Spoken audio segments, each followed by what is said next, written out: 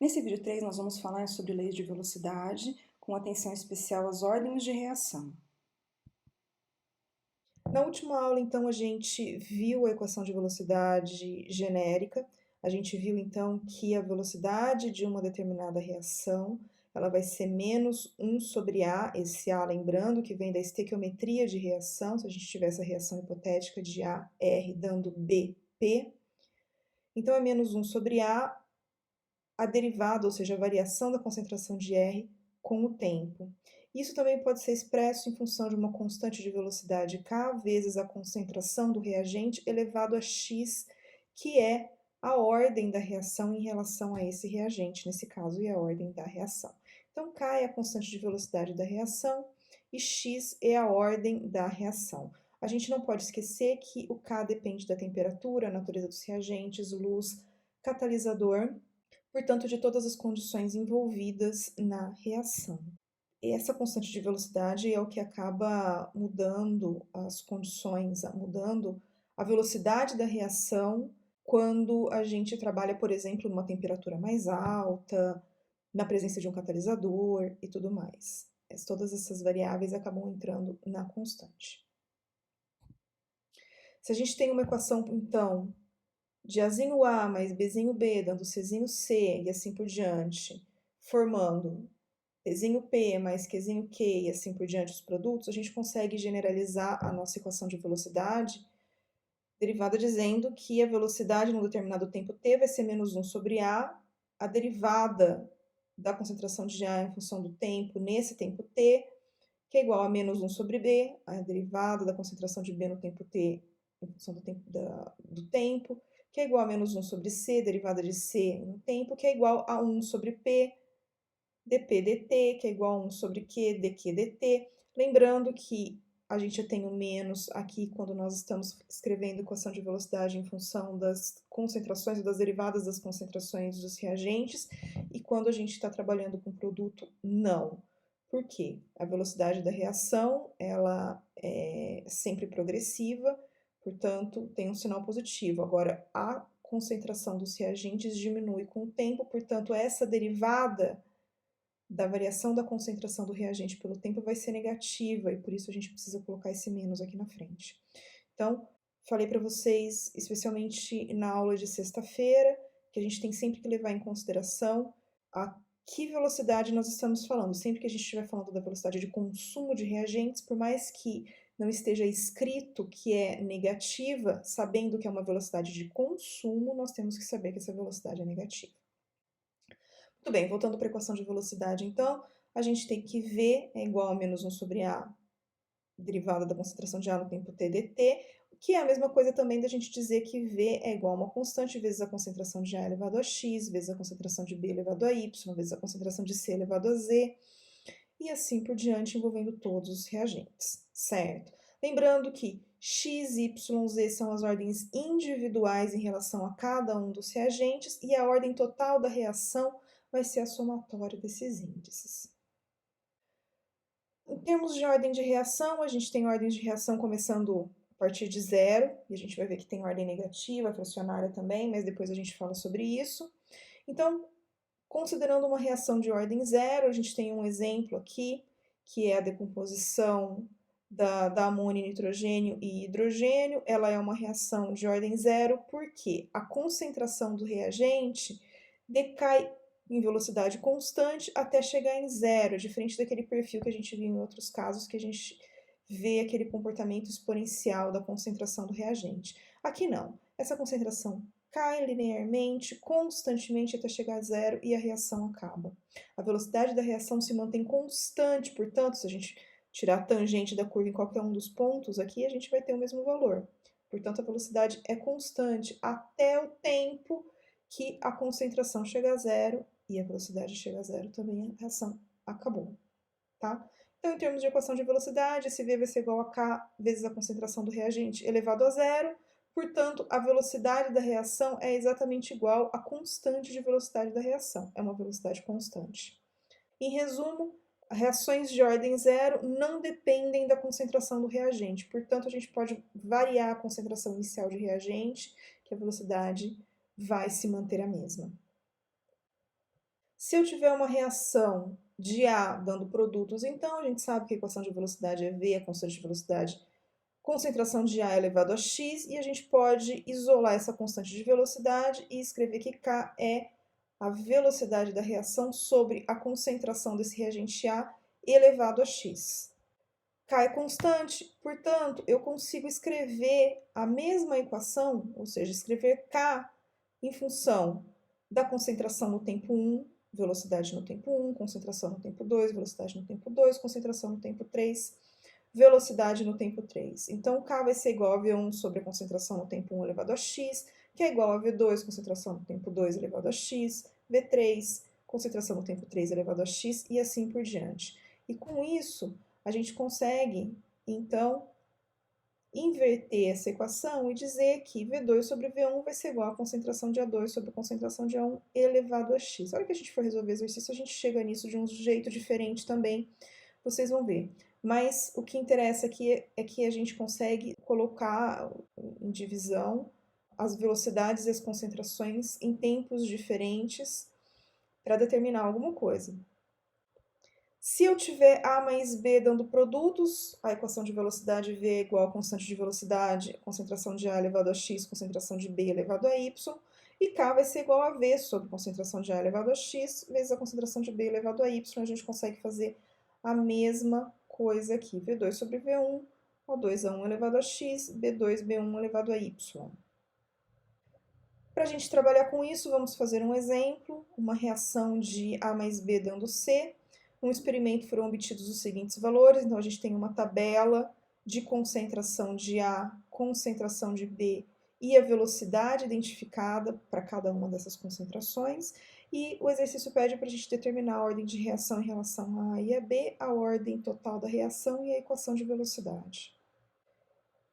Então a gente sabe que a velocidade dessa reação vai ser igual a constante K vezes a concentração de A elevado a x vezes a concentração de B elevado a y.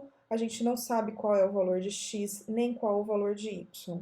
Mas a gente sabe que V1 vai ser igual a K1 sobre, vezes a concentração de A1 elevado a x vezes a concentração de B1 elevado a y.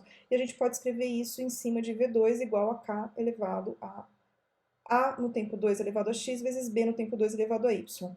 Cancelando as constantes, a gente chega exatamente na mesma equação que a gente tinha visto nos slides anteriores, e V1 sobre V2 vai ser concentração de A1 sobre concentração de A2 elevado a x, vezes a concentração de B1 sobre concentração de B2 elevado a y.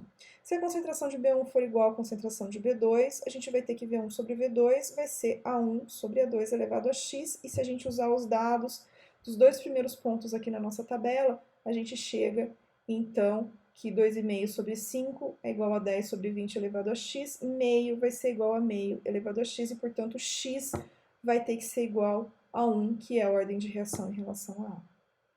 Tá? Analogamente, se a gente tiver que a concentração de A1 é igual à concentração de A2, a gente vai ter que V1 sobre V2 vai ser B1 sobre B2 elevado a y, e usando os dados do primeiro e do último ponto, a gente tem que 2,5 sobre 2,5 vai ser igual a 10 sobre 30 elevado a x, 1 vai ser igual a 1/3 elevado a y, e para a gente chegar nesse resultado, a gente chega à conclusão que y precisa ser igual a 0, que é a ordem de reação em relação a B. A ordem da reação vai ser x mais y, portanto, 1 mais 0. A ordem da reação será, portanto, igual a 1. E essa é a ordem total dessa reação. A próxima pergunta é a equação de velocidade. A gente sabe que V é igual a K vezes a concentração de A elevado a x vezes a concentração de B elevado a y. A gente já tem os valores de x e y, portanto, V vai ser igual a K vezes a concentração de A. B não entra na equação porque y é igual a 0. Então, essa é a equação de velocidade da reação. Temos aqui um exercício que faz exatamente a mesma coisa, ele pede exatamente a mesma coisa. Então, a reação é 2NO mais O2, dando 2NO2. Se dobrarmos a concentração de NO, a velocidade da reação aumenta 4 vezes. Ao dobrarmos as concentrações de NO e O2, a velocidade aumenta 8 vezes. Ele também pede para determinar a ordem de reação com relação a NO e a O2, a ordem total da reação e a equação de velocidade. Vocês podem parar o vídeo um pouquinho para tentar resolver sozinhas usando a mesma metodologia do exercício anterior. Logo em seguida, a gente resolve no vídeo.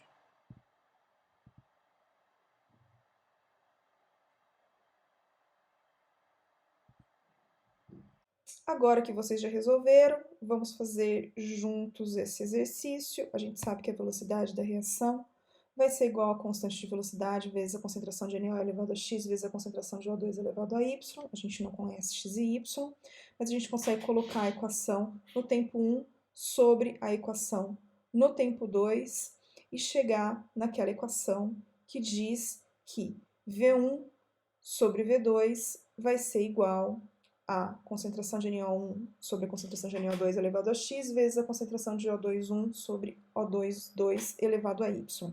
Se a concentração de O2 é igual à concentração de O2,1, né? Manteve constante na primeira observação ali, NO2 é igual a 2NO1 e V2 é igual a 4V1, a gente sabe que V1 sobre 4V1 então vai ser igual a NO1 sobre 2NO1 elevado a x, O2,1 sobre O2,1 elevado a y, isso a gente corta, fica 1, cortando V1 com V1, NO1 com NO1, a gente tem que 1/4 vai ser igual a meio elevado a x, e portanto, a gente sabe que x tem que ser igual a 2, e essa é a ordem de reação em relação ao NO.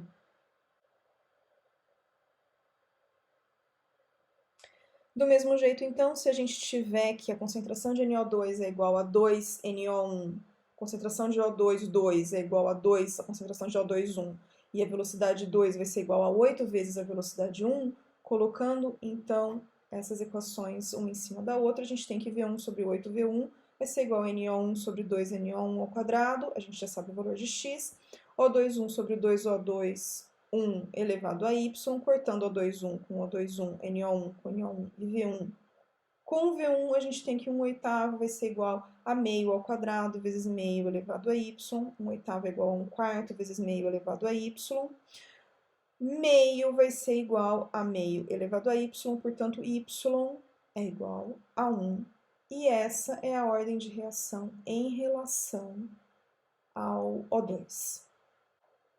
A ordem total da reação vai ser, então, x mais y, que vai ser igual a 2 mais 1, e, portanto, a ordem da reação vai ser igual a 3. Essa é a ordem total da reação. Por fim, a última pergunta é a equação de velocidade dessa reação. A gente sabe que V é igual a constante K vezes NO elevado a x vezes O2 elevado a y. A gente já conhece os valores de x e y. Portanto, V é igual a KNO elevado a 2, O2, e essa é a equação de velocidade da reação. Bom, espero que vocês tenham conseguido resolver, tenham acertado o exercício. E a gente continua falando, então, de uma coisa muito importante na cinética, que é a unidade da constante de velocidade. Numa reação de A mais B dando produtos, a gente conhece a equação de velocidade, sabe que V é igual a K vezes a concentração de A elevado a x vezes a concentração de B elevado a y. A gente sabe que a unidade de velocidade é dada em concentração por tempo, mas, no outro lado da equação, a gente tem também a concentração de A elevado a uma ordem, a um fator x, concentração em B elevado a outra ordem. Portanto, o que a gente precisa da constante de velocidade é que ela tenha uma unidade que garanta que a unidade de velocidade seja a concentração por tempo. Portanto, é muito importante prestar atenção em qual é a unidade da constante de velocidade da reação. E ela vai variar dependendo da ordem da reação. E também dependendo da unidade de concentração utilizada e da unidade de tempo utilizada. Então, tem que prestar muita atenção em quais são as unidades envolvidas e sempre que a gente for fazer o cálculo, colocar as unidades para a gente não esquecer qual vai ser a unidade da constante de velocidade. Então, aqui a gente tem um outro exemplo para ser resolvido no mesmo modo, só que aqui, além de perguntar a ordem com relação a cada um dos reagentes e a ordem total da reação, da equação de velocidade, ele também pede para a gente determinar o valor de K. Tá? Então, a reação é S2O8 elevado S2O8, 2 menos, mais 3 e menos, dando 2, SO4, 2 menos, mais e 3 menos. Temos uma tabela com 3 experimentos, 3 concentrações iniciais de S2O8, 2 menos, 3 concentrações iniciais de I menos. E a velocidade? Vejam que a velocidade é em mol de S2O8 2-, ou seja, essa é a velocidade de consumo do reagente. Como a estequiometria diz que tem apenas uma molécula, né, um íon, apenas um mol desses íons é consumido nessa estequiometria de reação, a gente sabe que a velocidade da reação vai ser numericamente igual à velocidade de consumo dessa espécie. Então, a gente pode usar o valor que está na tabela como sendo velocidade da reação. Mas prestem atenção sempre em qual é a unidade, ou seja, qual é a velocidade que está sendo fornecida. Resolvendo esse exercício, então, nós sabemos que V é igual a constante de velocidade vezes a concentração de S2O2 2 menos elevado a x, vezes a concentração de menos elevado a y. A gente não conhece x e y, mas a gente consegue colocar a equação de velocidade de dois experimentos um sobre o outro. Cancelando a constante de velocidade, nós temos então que V1 sobre V2 vai ser a concentração de S2O8 2 menos 1 sobre a concentração de S2O8 2 menos 2 elevado a x, vezes a concentração de menos 1 sobre a concentração de menos 2 elevado a y. Usando os dados dos experimentos 1 e 2, no qual a concentração de menos é constante, a gente tem que 1,14 sobre 1,70 vai ser igual a 0,15 sobre 0,22 elevado a x, 0,21 sobre 0,21 a gente corta, dá 1, e a gente tem que 0,67 é igual a 0,68 elevado a x, e x é igual a 1, que é a ordem de reação em relação ao S2O8 2-. Usando os dados dos experimentos 2 e 3, no qual a concentração de S2O8 2- é constante, nós temos que 1,70 sobre 0,98 vai ser igual a 0,22 sobre 0,22 elevado a 1, 0,21 sobre 0,12 elevado a y. 0,22 com 0,22 a gente corta, a gente tem que 1,73 vai ser igual a 1,75 elevado a y, portanto y vai ser igual a 1, e essa é a ordem de reação em relação ao I-. A ordem da reação, então, vai ser x mais y, portanto, vai ser igual a 1 mais 1. A ordem da reação total vai ser igual a 2.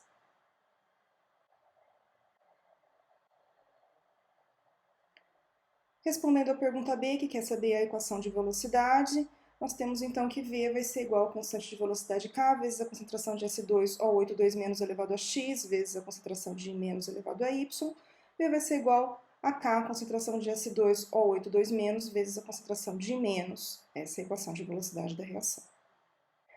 Por fim, a pergunta C, que quer saber o valor da constante de velocidade K, nós temos a equação de velocidade, V igual a K S2O8 2- vezes a concentração de menos, K vai ser igual então a velocidade vezes a concentração de S2O8 2- vezes a concentração de menos. Nós podemos usar os dados de qualquer experimento. Usando os dados do experimento 1 e substituindo nessa equação, nós temos que K vai ser igual a 1,14 mol por litro por segundo sobre 0,15 mol por litro vezes 0,21 mol por litro. Cortando as unidades e fazendo a conta, a constante de velocidade vai ser igual a 36,2 litro mol menos 1 segundo menos 1. A ordem de reação também pode assumir valores negativos. Na reação, por exemplo, de 2O3 dando 3O2, a velocidade é igual a constante vezes concentração de ozônio ao quadrado sobre a concentração de oxigênio. O que significa isso? Significa que a formação do produto desfavorece a reação. Portanto, a equação de velocidade vai ser a constante de velocidade vezes a concentração de ozônio ao quadrado vezes a concentração de O2 elevado a menos 1. A ordem da reação, quando a gente soma os dois fatores, o 2 e o menos 1, chega no valor de 1. Então, a somatória é feita normalmente. Mas o que importa é a gente saber que quando nós temos uma ordem de reação em relação a algum reagente ou produto negativa, significa que a presença dessa espécie desfavorece a reação. E sim, vocês devem estar achando estranho que nessa equação de velocidade nós temos o produto O2 entrando na equação. Até agora a gente só tinha visto o reagente. A gente vai ver mais para frente, quando estivermos estudando os mecanismos de reação, que sim, em alguns casos, a concentração de produto também pode entrar na equação de velocidade, especialmente quando nós tivermos reações não elementares, que são reações em sequência ou paralelas. Além da ordem de reação negativa, a gente também pode ter ordem de reação fracionária. Normalmente, nós temos sempre valores de ordem de reação inteiros, mas isso não é regra. Algumas vezes acontece da ordem de reação ter valor quebrado, valor fracionado, certo? E nesse caso é outro exemplo no qual o produto entra no denominador. Então, a velocidade vai ser igual a constante vezes a concentração de SO2 sobre a concentração de SO3, que é o produto elevado a meio. A equação de velocidade vai ser K igual a SO2 vezes SO3 elevado a menos meio. A ordem total da reação é meio. Portanto, a gente tem, numa mesma equação, uma ordem negativa e a ordem fracionária.